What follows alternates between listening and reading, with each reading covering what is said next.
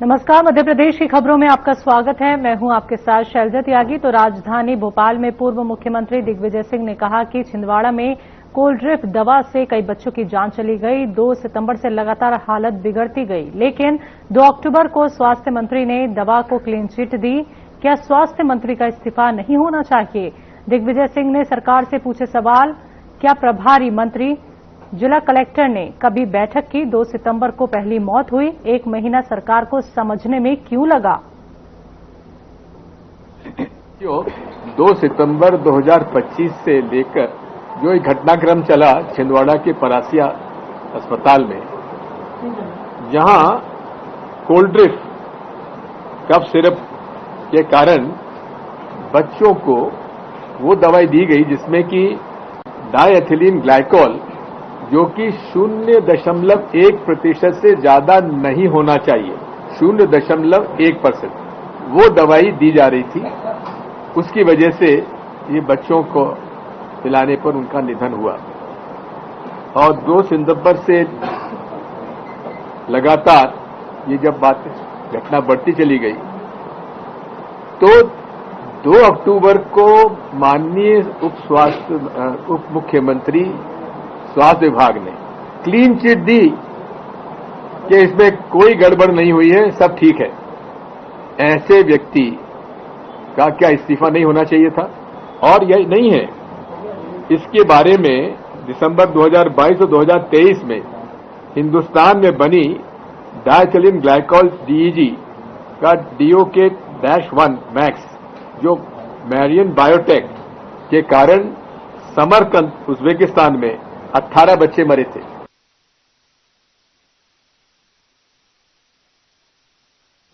तो अनूपपुर जिले के कोतमा थाना क्षेत्र में जहां भारतीय जनता पार्टी के नेता मनमोहन ताम्रकार पर जानलेवा हमला किया गया है, बताया जा रहा है कि हमलावरों ने बीजेपी नेता को बुरी तरह घायल कर 4 पहिया वाहन से मौके से फरार हो गए। पूरी घटना सीसीटीवी कैमरे में कैद हो गई।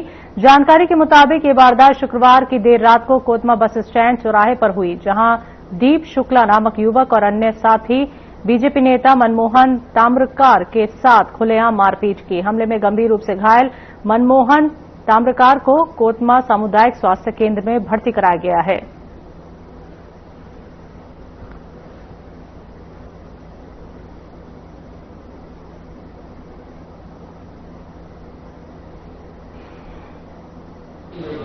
राजकुमार शुक्ला कोई कांग्रेस का नेता है, उसका लड़का।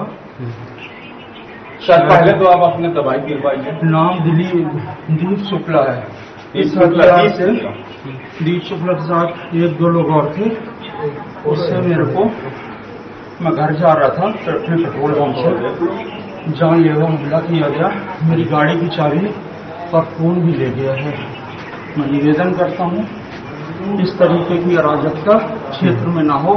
जो कोई एक समाज सेवी व्यक्ति हो, समाज के लिए दिन रात प्रयत्न करता हो, अच्छा समाज के लिए होने के लिए, समाज का उत्थान होने के लिए, इस तरीके का रिजल्ट उसके लिए अच्छा नहीं है इस विधानसभा में। आज रात करीब 11:15 का घटनाक्रम है। कोतमा निवासी मनमोहन ताम्रकार हैं, जो अपने पेट्रोल पंप से घर के लिए लौट रहे थे। बस स्टैंड के पास करीब 11:15 बजे एक थार गाड़ी से दीप शुक्ला नाम का व्यक्ति, जो अपराधी प्रवृत्ति का है, वो आया और गाड़ी रोक करके, और इनसे पहले कुछ पुरानी रंजिश थी, उससे कुछ कहा सुनी करी और बाद में लोहे की राड से इन पर हमला किया। साथ में उसका एक अन्य साथी भी था, जिसका नाम ये नहीं जानते हैं हम, और इस तरह से इनको प्राणघातक चोटें पहुंचाई हैं, जान से मारने की नीयत से हमला किया है। अभी जैसे अस्पताल से मुझे सूचना मिली तो तत्काल पुलिस बल लेकर के हम यहाँ आए हैं। मौके पर ही देहाती नालसी लेख की है, जिसमें जान से मारने की नीयत से किया गया हमला और अश्लील गाली आदि धाराओं में जो है मुकदमा पंजीबद्ध किया है। आरोपी की तलाश की जा रही है। नहीं, चाबी ले गए, पूरा भीग गया हूँ खून से। नरसिंहपुर में एक युवक ने आत्महत्या करने से पहले वीडियो बनाया और इंसाफ की गुहार लगाई। मामला स्वातला थाना अंतर्गत बरमान चौकी का है, जहां बरमान में रहने वाले एक युवक ने अपने घर के अंदर रस्सी से फांसी लगाकर आत्महत्या कर ली। युवक की घटनास्थल पर ही मौत हो गई। आत्महत्या करने से पहले युवक ने एक वीडियो बनाकर अपनी मौत का कारण बताते हुए कहा कि कुछ लोगों ने उसके साथ मारपीट की थी, जिसकी बेइज्जती वो सहन नहीं कर पाया और वो आत्महत्या जैसा कदम उठाने जा रहा है। तो सूचना मिलने के बाद बरमान पुलिस मौके पर पहुंची और शव को फंदे से उतारकर आगे की कार्रवाई शुरू कर दी है।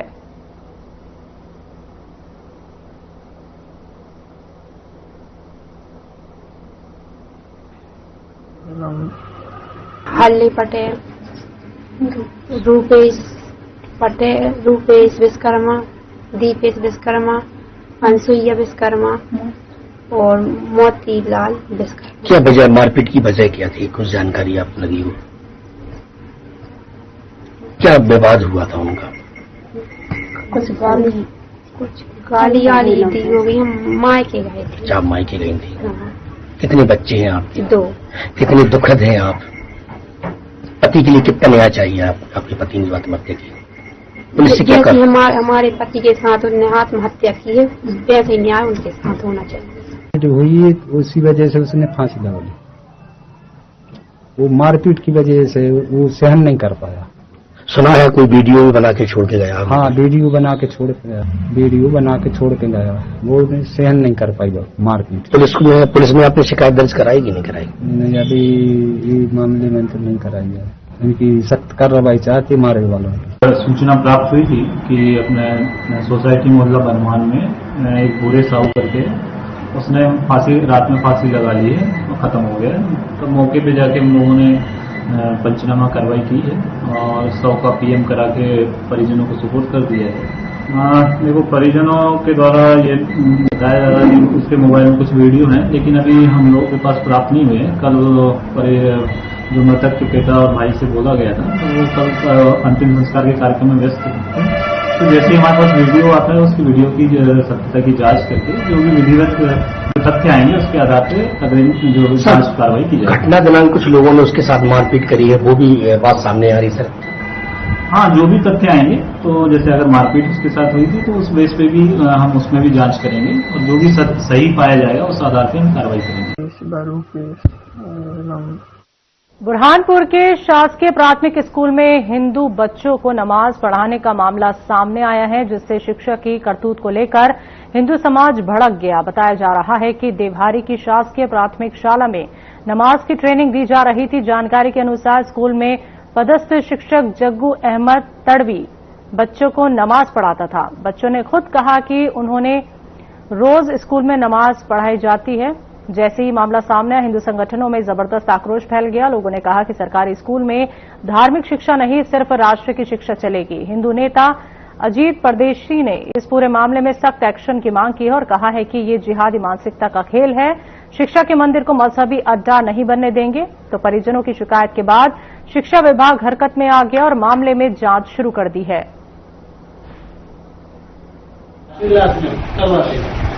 ये स्कूल के अंदर आपका बच्चा पढ़ता है और ये शिकायत आई है कि आपके बच्चों को यहाँ पर नमाज पढ़ाई जा रही है। क्या आपको कब मालूम पड़ा? ये 2-3 दीपावली के बाद ही मालूम पड़ा। छुट्टी लगे तो बच्चों ने जब बताया घर पे। हाँ, बच्चों ने बताया घर पे आके कि बच्चों को नमाज पढ़ाई जा रही है, तो इसलिए आपने आगे शिकायत की सर से शिकायत की आपके प्रिंसिपल साहब से ना? ऐसा। और सर ने क्या बोला फिर शिकायत करने के बाद? सर ने कार्रवाई की। वो आए थे, साहब लोग आए थे, उनका उसके बाद देखते गए वो बच्चों को। शिकायत लेके आए थे पेरेंट्स पार्टी क्लास के बच्चे को माता पिता स्कूल में शिकायत लेके आए थे, तो आपने क्या करवाया था? जैसे मुझे जानकारी मिली वैसे मैंने तुरंत जन शिक्षक को कॉल किया, उनको यहाँ बुलाया। जन शिक्षक द्वारा डीओ साहब को कार्रवाई के लिए बुलाया गया है। निलंबन की कार्रवाई मेरी जन शिक्षा अधिकारी से बात हुई है, तो उन्होंने बोला है कि हमने केवल पंचनामा बनाया। वंदे मातरम लिखकर मातृभूमि और उसकी संतानों के उसी रिश्ते को भाव विश्वास में एक मंत्र के रूप में बांध दिया था। साथियों, आप सोच रहे होंगे कि मैं अचानक से वंदे मातरम की इतनी बातें क्यों कर रहा हूं। दरअसल कुछ ही दिनों बाद 7 नवंबर को हम वंदे मातरम के 150वें वर्ष के उत्सव में प्रवेश करने वाले हैं। 150 वर्ष पूर्व वंदे मातरम की रचना हुई थी और 1896 में गुरुदेव रविन्द्रनाथ टैगोर ने पहली बार इसे गाया था। साथियों, वंदे मातरम के गान में करोड़ों देशवासियों ने हमेशा राष्ट्र प्रेम के अपार उफान को महसूस किया है।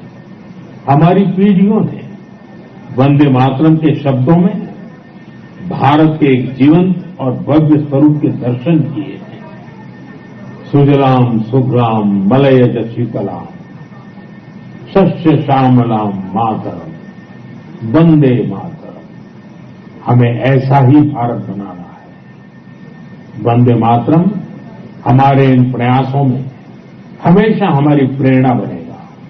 इसलिए हमें वंदे मातरम के 150वें वर्ष को भी यादगार बनाना है।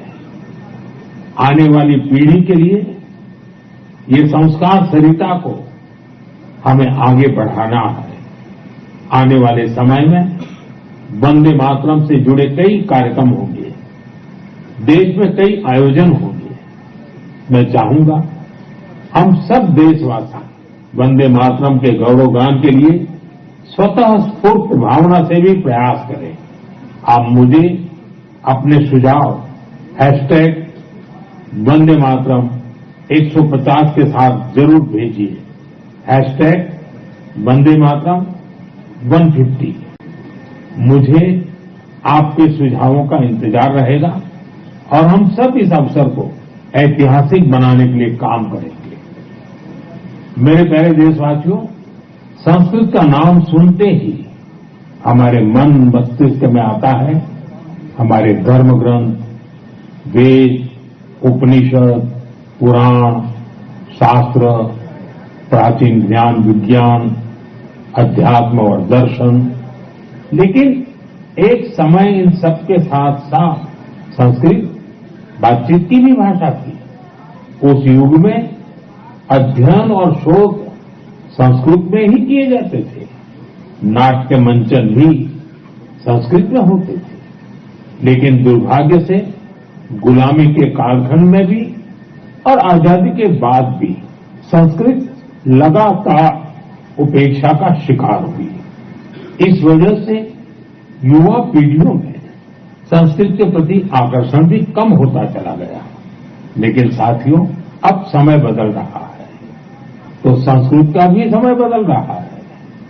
संस्कृति और सोशल मीडिया की दुनिया ने संस्कृत को नई प्राणवायु दे दी है। इन दिनों कई युवा संस्कृत को लेकर बहुत रोचक काम कर रहे हैं। आप सोशल मीडिया पर जाएंगे तो आपको ऐसी कई रील्स दिखेगी जहां कई युवा संस्कृत में और संस्कृत के बारे में बात करते दिखाई देंगे। कई लोग तो अपने सोशल मीडिया चैनल के जरिए संस्कृत सिखाते भी हैं।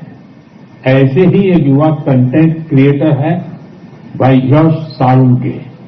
यश की खास बात यह है कि वो कंटेंट क्रिएटर भी है और क्रिकेटर भी है। संस्कृत में बात करते हुए क्रिकेट खेलने की उनकी रील लोगों ने खूब पसंद की है। आप सुनिए। पश्यतु अहम कथम क्रीडामि। देवराज सेव्यमान पावनाग्नि पंकजम् ज्ञानयज्ञ सूत्रमिन्दु शेखरम् कृपाकरम्। प्रातः नूतनं कन्दुकं गृह्णातु। नारदादि योगी वृन्दवन्दितं दिगम्बरम्। इमं कन्दुकं सावधानेन पश्य चषटकाय ताडय। भाषिका पुराधिनाद कालभैरवं भजे कालभैरवं भजे। साथियों, कमला और जाह्नवी इन दो बहनों का काम भी शानदार है। ये दोनों बहनें अध्यात्म, दर्शन और संगीत पर कंटेंट बनाती हैं। इंस्टाग्राम पर एक और युवा का चैनल है संस्कृत छात्रो अहम। इस चैनल को चलाने वाले युवा साथी संस्कृत से जुड़ी जानकारियां तो देते ही हैं, वो संस्कृत में हास परिहास के वीडियो भी बनाते हैं। युवा संस्कृत में ये वीडियो भी खूब पसंद करते हैं। आप में से कई साथियों ने समष्टि के वीडियो भी देखे होंगे। समष्टि संस्कृत में अपने गानों को अलग अलग तरह से प्रस्तुत करती है। एक और युवा है भावेश भीमनाथी। भावेश संस्कृत श्लोकों, आध्यात्मिक दर्शन और सिद्धांतों के बारे में बात करते हैं। साथियों, भाषा किसी भी सभ्यता के मूल्यों और परंपराओं की वाहक होती है। संस्कृत ने ये कर्तव्य हजारों वर्ष तक निभाया है। ये देखना सुखद है कि अब संस्कृत के लिए भी कुछ युवा अपना कर्तव्य निभा रहे हैं। मेरे प्यारे देशवासियों, अब मैं आपको जरा फ्लैशबैक में लेकर चलूंगा। आप कल्पना करिए 20वीं सदी का शुरुआती कालखंड, तब दूर दूर तक आजादी की कहीं कोई उम्मीद नजर नहीं आ रही थी। पूरे भारत में अंग्रेजों ने शोषण की सारी सीमाएं लांघ दी थी और उस दौर में हैदराबाद के देशभक्त लोगों के लिए दमन का दौर और भी भयावह था। वे क्रूर और निर्दयी निजाम के अत्याचारों को भी झेलने को मजबूर थे। गरीबों, वंचितों और आदिवासी समुदायों पर तो अत्याचार की कोई सीमा ही नहीं थी। उनकी जमीनें छीन ली जाती थी, साथ ही भारी टैक्स भी लगाया जाता था। अगर वे इस अन्याय का विरोध करते तो उनके हाथ तक काट दिए जाते थे। साथियों, ऐसे कठिन समय में करीब 20 साल का एक नौजवान इस अन्याय के खिलाफ खड़ा हुआ था। आज एक खास वजह से मैं उस नौजवान की चर्चा कर रहा हूं। उसका नाम बताने से पहले मैं उसकी वीरता की बात आपको बताऊंगा। साथियों, उस दौर में जब निजाम के खिलाफ एक शब्द बोलना भी गुनाह था, उस नौजवान ने सिद्दीकी नाम के निजाम के एक अधिकारी को खुली चुनौती दे दी थी।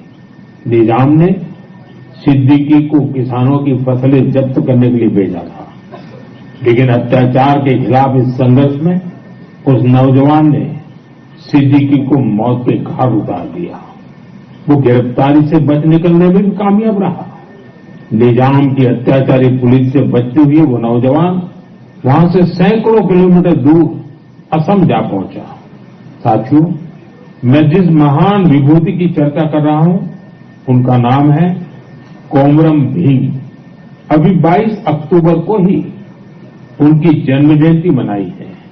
कोमरम भीम की आयु बहुत लंबी नहीं रही, वो महज 40 वर्ष ही जीवित रहे, लेकिन अपने जीवन काल में उन्होंने अनगिनत लोगों, विशेषकर आदिवासी समाज के हृदय में अमिट छाप छोड़ी। उन्होंने निजाम के खिलाफ संघर्ष कर रहे लोगों में नई ताकत भरी। वे अपने रणनीतिक कौशल के लिए भी जाने जाते थे। निजाम की सत्ता के लिए वे बहुत बड़ी चुनौती बन गए थे। 1940 में निजाम के लोगों ने उनकी हत्या कर दी थी। युवाओं से मेरा आग्रह है कि वे उनके बारे में अधिक से अधिक जानने का प्रयास करें। कोमरम भीम की ना विनम्र निवाली आयन प्रजल हृदयालो एप्पटिकी निलीची उंटारू। साथियों, अगले महीने की 15 तारीख को हम जनजातीय गौरव दिवस मनाएंगे। यह भगवान बिरसा मुंडा जी की जयंती का सुअवसर है। मैं भगवान बिरसा मुंडा जी को श्रद्धापूर्वक नमन करता हूं। देश की आजादी के लिए, आदिवासी समुदाय के अधिकारों के लिए उन्होंने जो काम किया वो अतुलनीय है। मेरे लिए ये सौभाग्य की बात है कि मुझे झारखंड में भगवान बिरसा मुंडा जी के गांव उलीहातू जाने का अवसर मिला था। मैंने वहां की माटी को माथे पर लगाकर प्रणाम किया था। भगवान